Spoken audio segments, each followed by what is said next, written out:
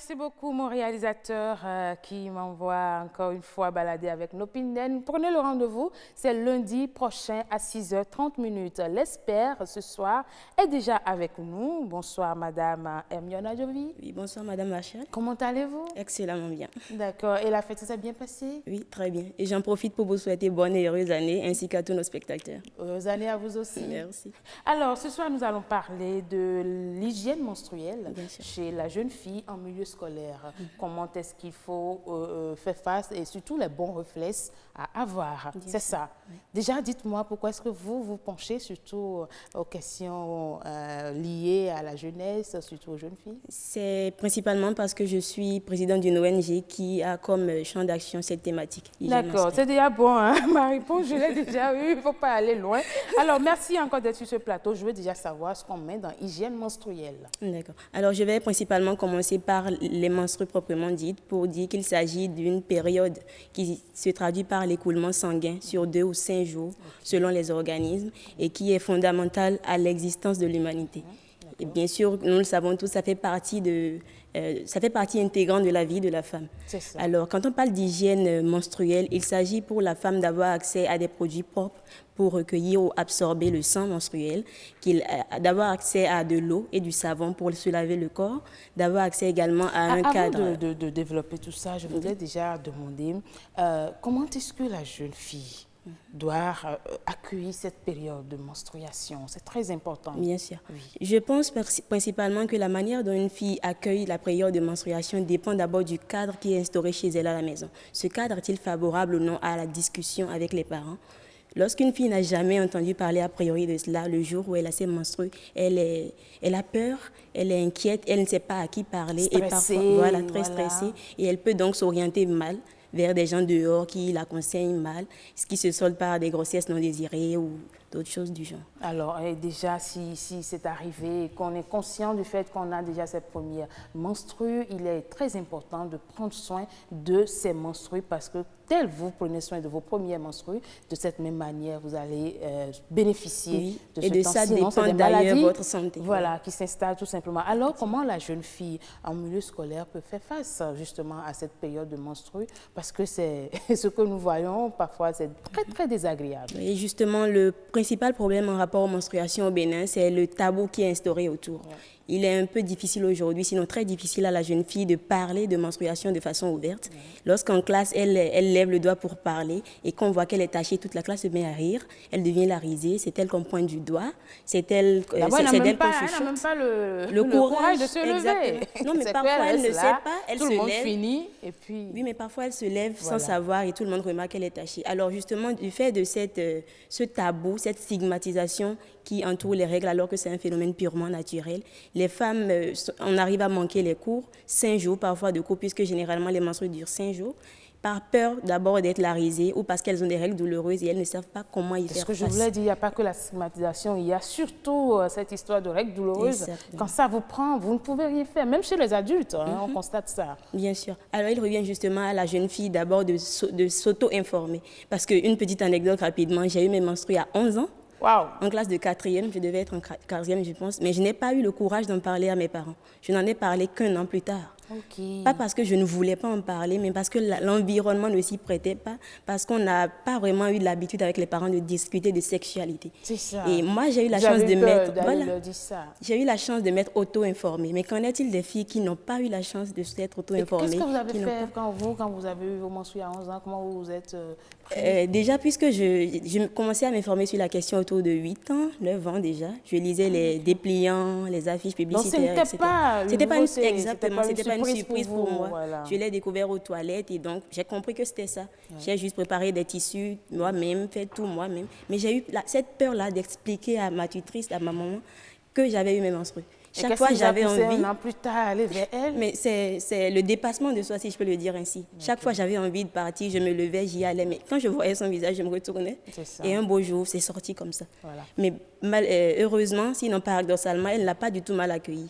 Mais c'est simplement parce que les parents n'installent pas cette atmosphère-là de confiance, ce climat d'aise avec les filles, qu'elles n'ont pas la possibilité, la facilité de s'exprimer. C'est ça. Et quand ça arrive à la jeune fille élève, qu'est-ce qu'elle doit faire à première vue? À première vue, ce que je recommande à tout le monde, c'est de ne pas faire comme moi, d'en parler directement aux parents, notamment à la maman, ou s'il y a une tante beaucoup plus proche, d'en parler quand même à quelqu'un d'averti et quelqu'un d'objectif. De ne pas demander des conseils dehors, parce que dehors, c'est autre chose. Et cette personne qui essaie de vous expliquer dehors comment prendre soin de vos premières menstrues peut être la même personne qui vous désoriente, qui vous envoie vers les hommes, qui vous apprenne désormais à coucher avec les hommes, qui vous encourage à vous faire dévierger. Parce que vous savez, c'est un rapport. Quand vous avez vos menstrues, tout de suite, l'autre côté que vous devez voir, c'est la grossesse. Exactement. Ou les MST. Voilà, égale grossesse ou IMST, comme l'a dit. Mais nous avons dit aussi que ce plateau, c'est pour quand même donner de bons réflexes quand on a les premières menstrues. Et vous, déjà, qu'est-ce que vous pouvez donner comme conseil, comme apport à ces jeunes filles qui ont déjà leur première menstrue ou qui sont en attente de leur première menstrue? Alors, la première chose à dire, c'est qu'on remarque que de plus en plus les jeunes filles optent pour les serviettes hygiéniques jetables. Voilà, les tampons. Hein. Les tampons, voilà, ou les serviettes hygiéniques jetables. Je recommanderais vivement, de plus en plus, d'opter plus pour les serviettes lavables. Les serviettes en tissu, faites en tissu. Comme le moment. Mais il y a également des serviettes lavables préfets qui se vendent aujourd'hui. Des petites serviettes de couleur blanche. Exactement. Là, voilà, il y a 12 comme ça. Non, je ne parle pas de ça. Je parle justement des serviettes lavables. Les serviettes hygiéniques, le problème avec les serviettes hygiéniques jetables, c'est qu'elles favorisent... Non, je ne parle pas de hygiénique jetable. Il y a encore, quand vous allez à la maternité ou bien quand il y a des petites serviettes qu'on peut laver après et sécher. Effectivement. Oui, voilà. Donc, d'opter beaucoup plus pour les serviettes lavables parce que nos serviettes jetables, on ne sait pas toujours en quelle matière c'est fait. Et parfois, ce sont elles qui sont source des infections, des fibromes, etc., qui compliquent après la situation de fécondité. Les parents ont un très grand rôle à jouer dans ce processus. Exactement. Oui. Et si on en parlait? Alors, je crois que la question des parents est un peu délicate. C'est une question de culture. C'est un problème purement culturel. Lorsque le parent n'a pas eu cette possibilité-là de discuter de sexualité avec ses parents, c'est difficile de répliquer. On apprend mieux que ce qu'on a su faire, ce qu'on a su apprendre des autres. Alors, je crois que ce qu'il faudrait faire, c'est peut-être au niveau des ONG, des décideurs en général, opter pour des sensibilisations à l'endroit de ces parents-là. Puisque chaque parent qui cache la sexualité à son enfant ne le fait pas a priori dans une idée négative. C'est justement dans l'idée de protéger l'enfant. Exactement. On a l'impression qu'il n'est pas suffisamment grand, qu'il faut le préserver, le manager, sans savoir que l'enfant a grandi. La preuve, j'ai eu la mienne à 11 ans, mais qui aurait pu imaginer qu'à 11 ans, sa fille... Mais déjà, si l'enfant a ses premières menstrues, qu'est-ce que le parent doit faire pour l'accompagner? Principalement, je pense qu'il ne faut même pas attendre qu'elle ait ses menstrues pour lui en parler. Il faut déjà voir quand même à partir de 8 ans, 9 ans, commencer à lui expliquer progressivement de quoi il s'agit. Instaurer même avant 8 ans un climat qui est tel que l'enfant soit ouvert sur toutes les discussions, pas dans l'excès, dans la mesure, discuter avec l'enfant, l'orienter et attendre le jour où il aura ses menstrues, c'est directement avec une aise, spontanément qu'il viendra en parler. Mais on parle d'hygiène menstruelle chez la jeune fille en milieu scolaire. Et je veux quand même impliquer également les éducateurs, les enseignants. Puisque l'enfant passe beaucoup plus de temps à l'école qu'à la maison. Quel est le rôle des enseignants dans cette histoire? Je pense que les enseignants ont un rôle d'accompagnateur à jouer, beaucoup plus d'accompagnateur à jouer parce que l'éducation commence à la maison et se renforce à l'école. Alors, que ce soit les parents ou les enseignants, ils ont cette obligation-là d'éduquer les garçons à éviter de pointer du doigt les filles parce qu'elles sont en menstrues. C'est vrai, de les éduquer à la masculinité positive. Il faut voir, c'est ça, c'est tout. Justement. Et ça, je ne sais pas, ça détruit le self-esteem, chez la jeune fille, sa confiance en elle, sa dignité. Elle a l'impression que les menstrues la souillent. Et c'est d'ailleurs comme ça que ça se voit aujourd'hui.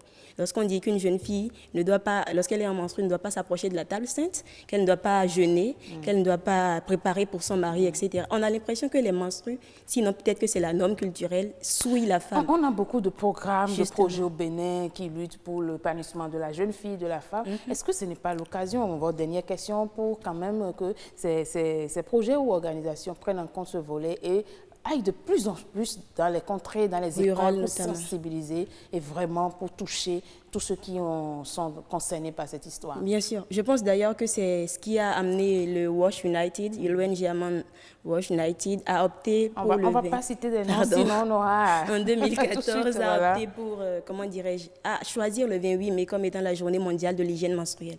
Alors, loin des émulations que ça peut susciter, c'est plutôt pour amener les gens à voir l'importance de la question, à voir les défis et les difficultés que les femmes rencontrent lorsqu'elles ont leur menstrue, amener les ONG, tous les décideurs politiques à réfléchir à la question et à s'impliquer davantage pour l'amélioration de la situation. Merci beaucoup, Hermione Adjovi. Je rappelle que vous êtes spécialiste des questions d'hygiène corporelle. Vous êtes également à la tête d'une organisation qui touche beaucoup plus voilà, les jeunes filles. Merci pour tout ce que vous faites.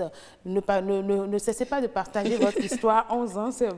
Peut-être moi aussi, je l'ai eu à 10 ans, pourquoi pas. Voilà. En tout cas, c'est très important de prendre soin de son hygiène menstruelle chez la jeune fille parce que ça peut être le début d'une maladie que vous allez traîner toute votre vie. Et je voudrais peut-être souligner, si vous permettez, c'est 30 secondes, hein, bien sûr, il n'y a pas de problème, qu'il faut veiller à se laver 3 fois par jour minimum et à changer ses serviettes également 3 fois par jour. C'est très important. Voilà, conseil très pratique, lavez-vous 3 fois par jour et changez vos serviettes hygiéniques. C'est très important. C'est terminé pour Espère de ce jour.